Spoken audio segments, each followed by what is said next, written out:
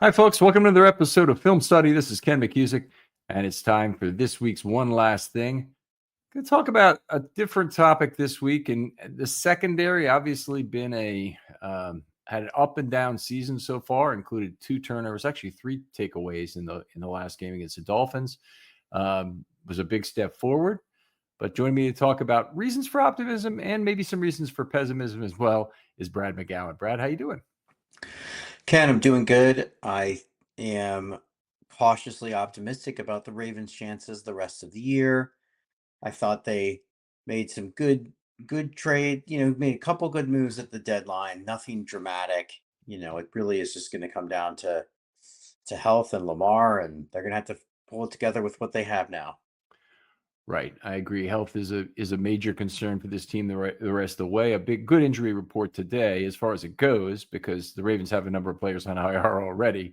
But Right. of the players who are still on the roster, every single one of them practiced. And the Minnesota Vikings had a number of players who were out or did not practice today. So, a little bit of a relative good news for the Ravens in that case.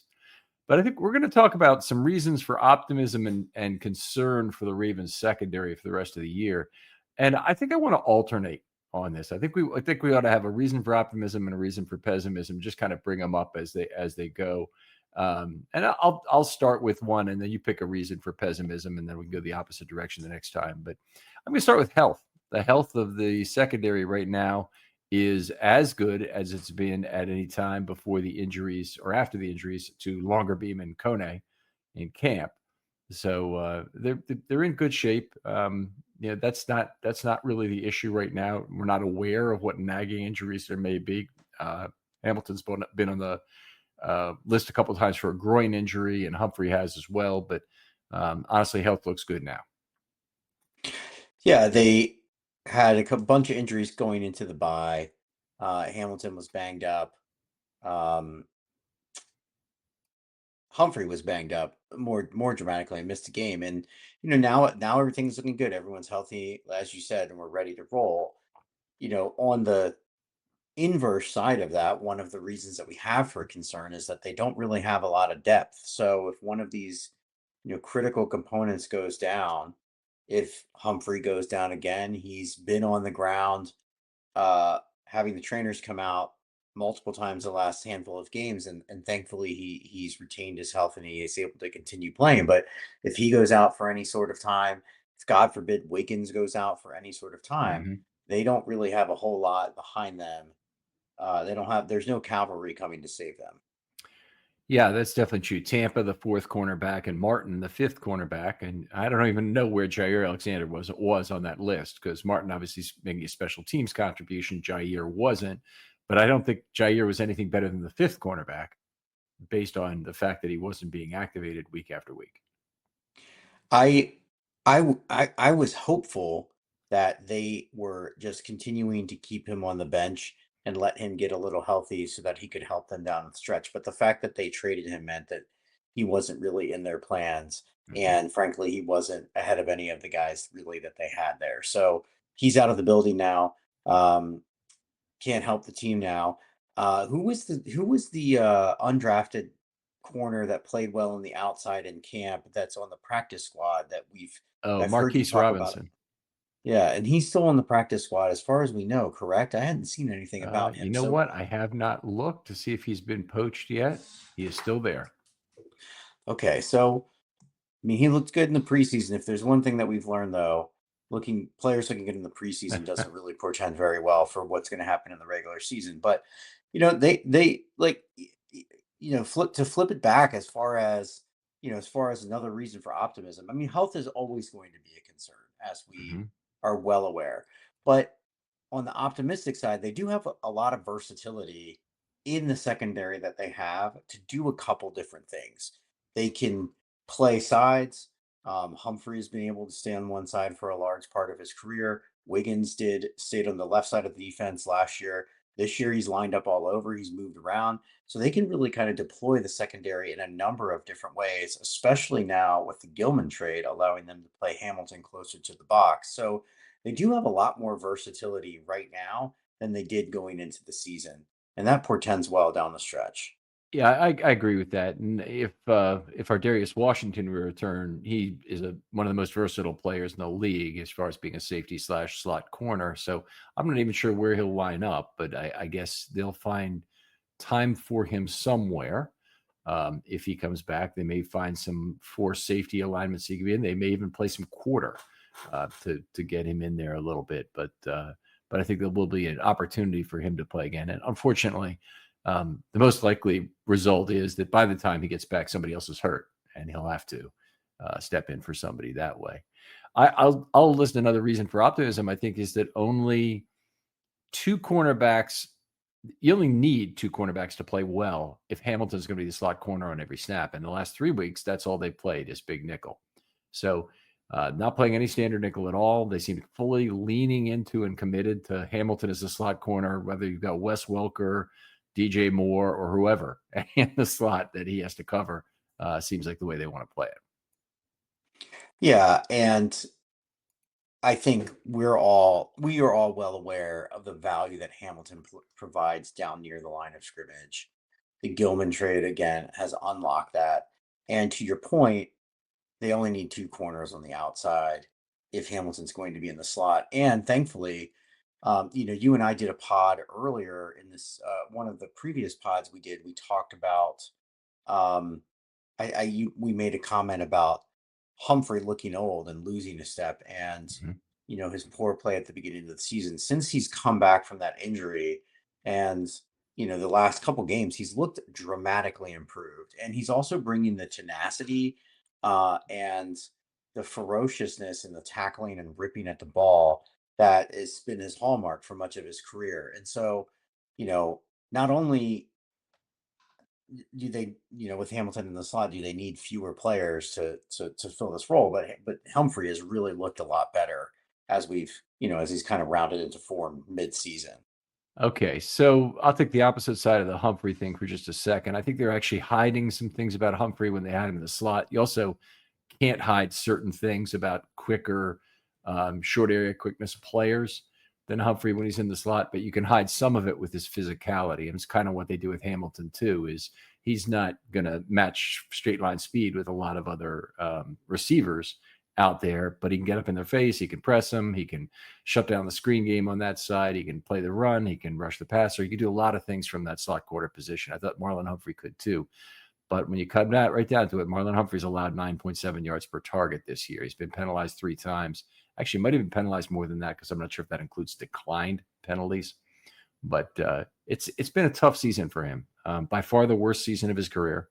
And unless he can get it, I mean, he's one of the really important players that needs to turn it around. The last 2 weeks he has looked good, but he really needs to turn it around. Right. I agree with that. Well, I'm going to go back to another optimistic point, and that was we just came off of Malachi Stark's best game. The Mm-hmm. Dolphins game was clearly his best game. We did you and I again we did a pod a few weeks ago talking about Stark's development and Green's development, and one of the things that we pointed out is they really thrown Starks into the fire to the Wolves early in the season and just asked him to take on a lot more than we anticipated when he was drafted. We anticipated he would be in a 3 safety rotation with our Darius and Hamilton. Our Darius goes down and he's automatically, the back end safety for a team with a lot of problems in front of him, and it showed. Now, this week, he it looks like again, it's just been one game, but it looks like he is starting to play with more anticipation, to trigger more aggressively, and to Yeah. be a lot more instinctual.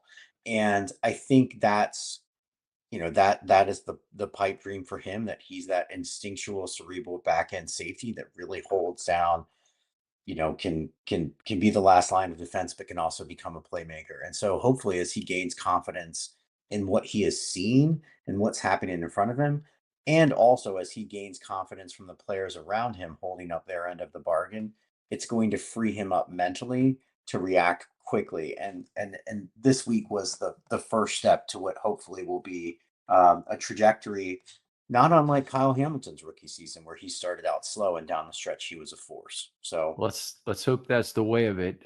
He's certainly played very well this last game, by far his best game, and he had 3 drive-ending plays during the game. That's always big because a drive-ending play is necessarily a high leverage play. So it's going to be a third and something. Usually, it might be a fourth and something. It might be a turnover, like it was in this last game. So it's almost always high leverage is involved. I do think that's been critical. I think the other side of this, and piggybacking off what you said, I don't know that I have a good sense of the direction of the arrow for Alohi Gilman right now. I think he's been good enough so far that he can be tofu in this defense, and he can allow Hamilton to play up front. But it's a mix of very good and very bad that adds up to some kind of a net number that's pretty close to 0 when you look at all the missed tackles he's had, 5 in 3 games. 4 this last game was 9% of his career total in one game. And he honestly should have had a fifth. He overran the play where he came back and he stripped the ball, and then Buchanan right. got him, and he came back and he made a nice play on the ball there. So his how he holds up has a lot to do with how the Ravens react to moving around of Hamilton, or what they feel like they can allow Starks to do in terms of freedom and roaming the field and whatnot. And it's critically important that he play well. And the next chance the Ravens have any chance to do something about it may be if we get a return this season at some point from Ardarius Washington. I think it's probably unlikely that he ever returns any kind of form similar to last year, that he returns that way this year. But, I'd still hope that he could add something to the team if he did return. Right. And I remember I was reviewing film last year for one of the other pods we did. Um, and there were several games I was just rewatching last year, and Washington stands out down the stretch last year for the high leverage plays, the drive ending plays that he made in critical situations. I'm thinking of when he uh stuffs, oh shoot, I can't remember the running back, the Texans running back on Christmas Day at the goal line on Oh, that terrific yeah, play. yeah. The former Mixon? Bengals guy. Yeah, Mixon. Joe Mixon. Stuffs Mixon when he lays into Russell Wilson when he's scrambling and forces a fumble in that game. He has an interception in one of the other Pittsburgh games. Like, he was such a playmaker for them, and they really do miss that. Taking that back to Gilman, you know, I think that is a really fair flag. Something we were calling for prior to the Gilman trade was that the defense play with more variance. And you said it yourself on the defensive review podcast this week that you'll you'll live with a handful of missed tackles if he's going to force turnovers. And so, Let me be clear about that. I'll take yeah, 4 okay, missed tackles for 1 turnover. I can't have any other yeah, differentiation in that. It can't all of a sudden be 6 turnovers and no 6 missed tackles and no turnover in one game. I think that would cost the Ravens the game more than likely. But right, right. Yeah, so I mean there's some risk there, but there's some good variance. And I think the more important thing is the way that it frees up Hamilton to be more of that defensive mhm. playmaker. Now, a reason for concern that I want to swing it back to, and this may be the biggest area of concern in my opinion, is their inability to generate any sort of pressure this year without running a lot of games or blitzing. I think I saw this week that they have the lowest pressure rate for any team with a 4-man pass rush. It's under 20%, which is kind of alarming. And they didn't make a big splash at the deadline. They made some moves that are hopefully going to give them some more depth, allow them to play Mike Green in pure pass rush situations a bit more. But still, they have a long way to go to start generating the kind of pass rush that we had hoped. All that matches what they produced in 2023 and 24 when they were, among the top in the league in sacks and pressures.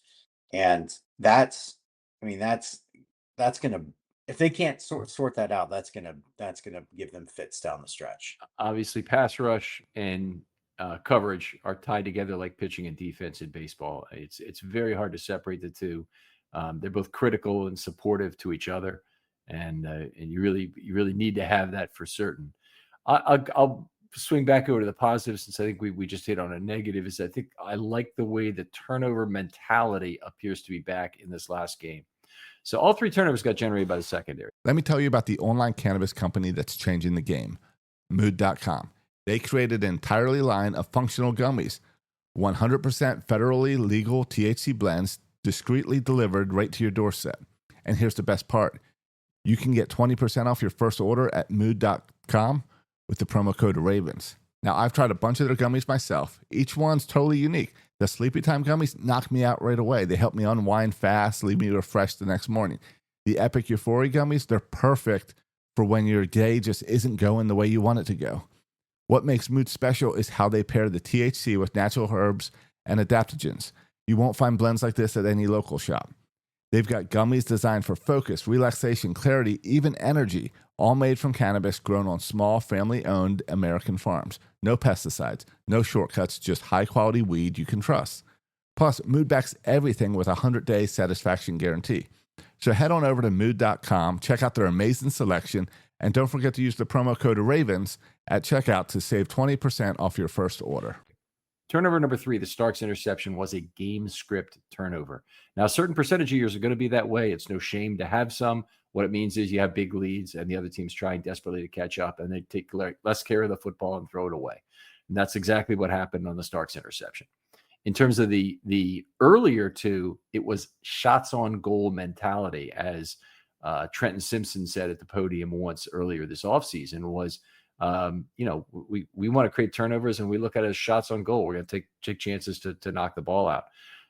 Buchanan was the hidden hero of the game in terms of making the tackle in both instances when Gilman and Humphrey had their respective forced fumble/fumble recoveries. So it was a great second man to the ball opportunities taken by those defensive backs. And I love the mentality. I want to see it continue. I think it's an important part of winning football, is to generate more of those turnovers and just turnover opportunities, even if they don't come to fruition. I completely agree with that. And as an avid Caps fan that just saw Alex Ovechkin score his 900th goal, What the first heck player. was going on with that? Is some sort of spin around backwards, flip it Oh, into the it net was from it a, was a it was something that 90-degree only angle, he pretty does. much? But to that point, shots on goal. You put the goal on the net, you have a chance to score. But Same hold thing on with for the just a second secondary. here, because I watched Ovechkin's short goal just on a Twitter highlight. I didn't watch anything.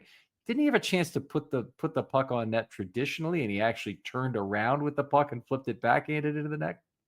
I I think he was like I think he was in motion trying to retrieve a loose puck. I Okay. don't know.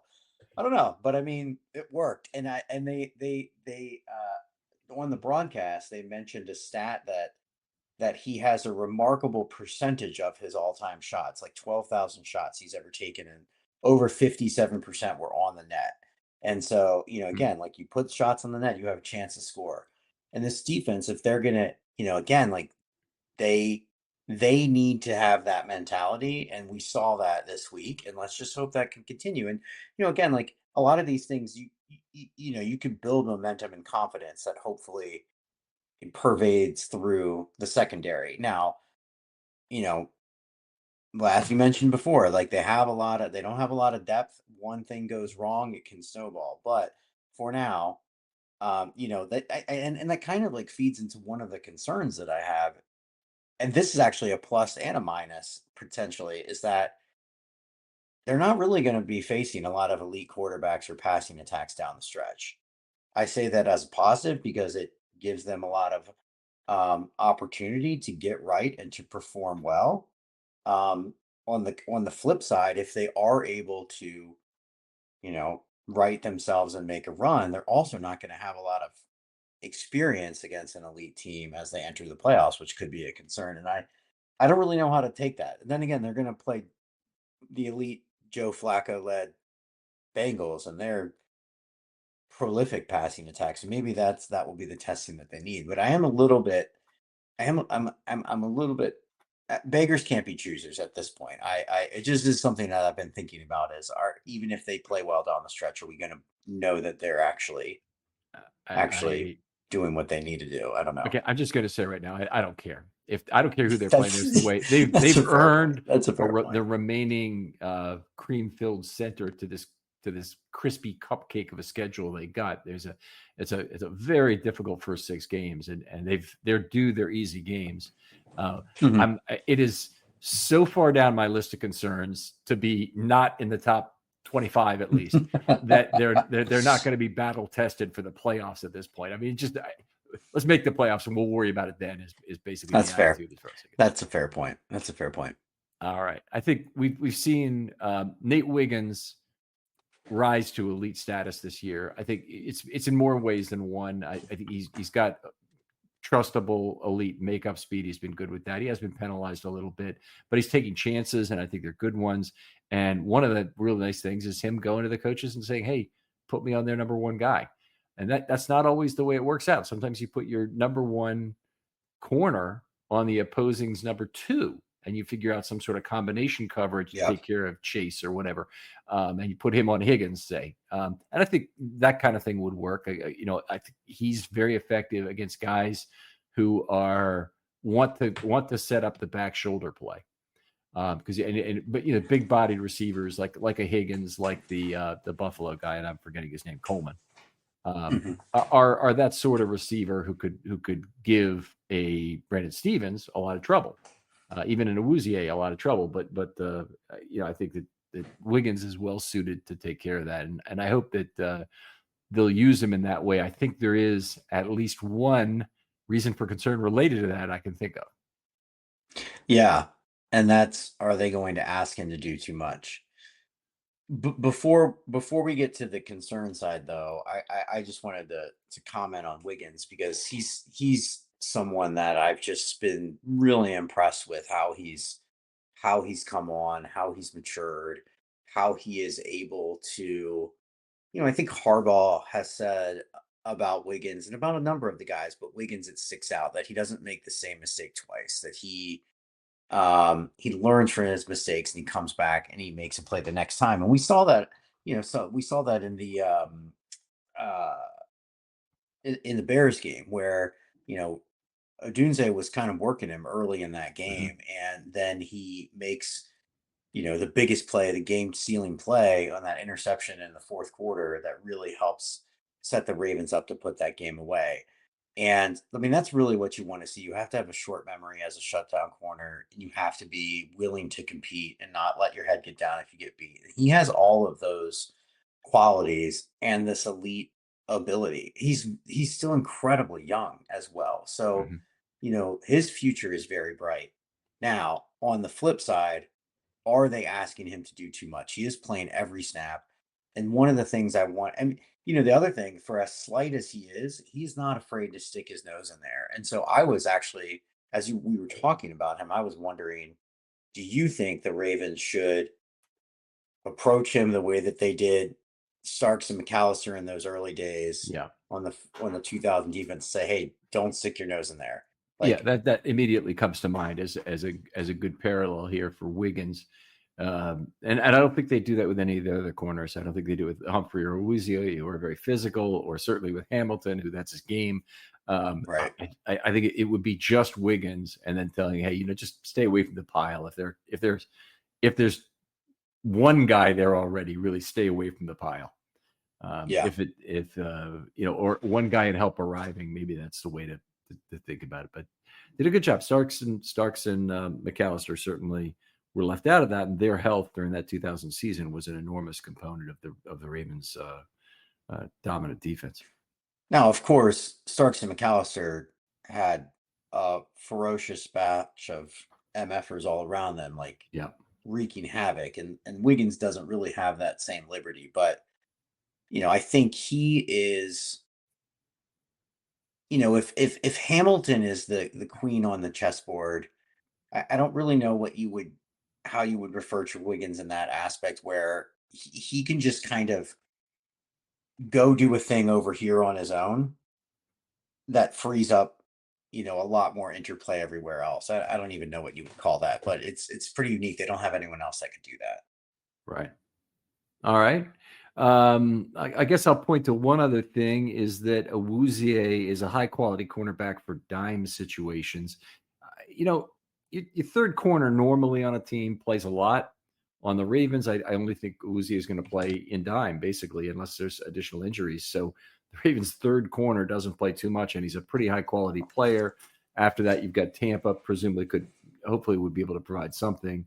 And Martin, really, the only way I think he starts getting in the games is if there's probably a couple of injuries, because I think the first injury, if it's to Hamilton, would be to have Humphrey move into the slot and then Awuzie back on the field. And I think it would take 2 injuries before you'd see Martin at slot corner. Yeah, God forbid that we see Martin in that scenario, because I think you're right. I think that means that there's significant injuries elsewhere. But hey, like, this is the NFL; those things happen. To the point about Awuzie coming into the season, we were concerned about his how he would perform. He's been injury prone over his career, but he's looked pretty good. He's been great out there, Mm-hmm. and a great pickup for sure. Um, yeah, I don't really have anything negative to say about him. Tampa backing him up hasn't been bad either. But again, this is more reason for optimism. I don't have anything negative to say about those guys. I've been happy with them. Okay.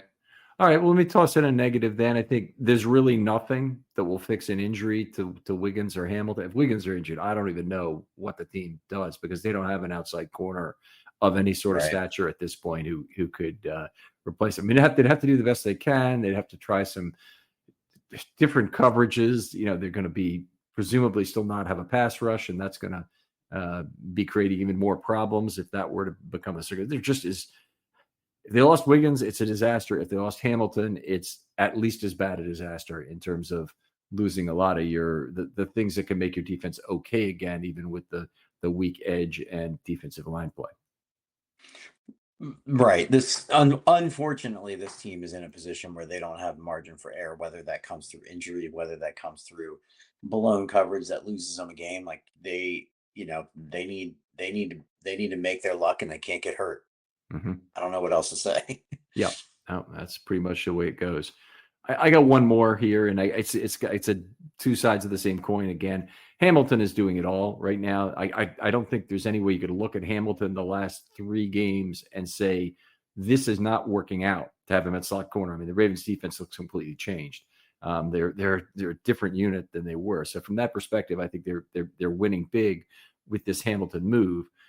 But there is a legitimate question over whether or not Hamilton is taking on more injury risk in a line of scrimmage role.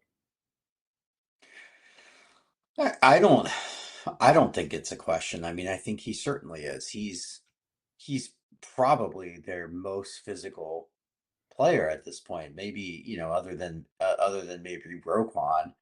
And we've seen him get dinged up a couple times. But again, like, they don't really have any other choice, and he is so good. I don't know if you watched the television broadcast from Thursday night, but Tirico and Herbstreit were just gushing about Hamilton over and over, and the value that he brings close to the line of scrimmage. They're going to have to figure out how to get through this season and keep him healthy, but they need him in that space. And maybe one thing that could go in their favor in this regard is if they are able to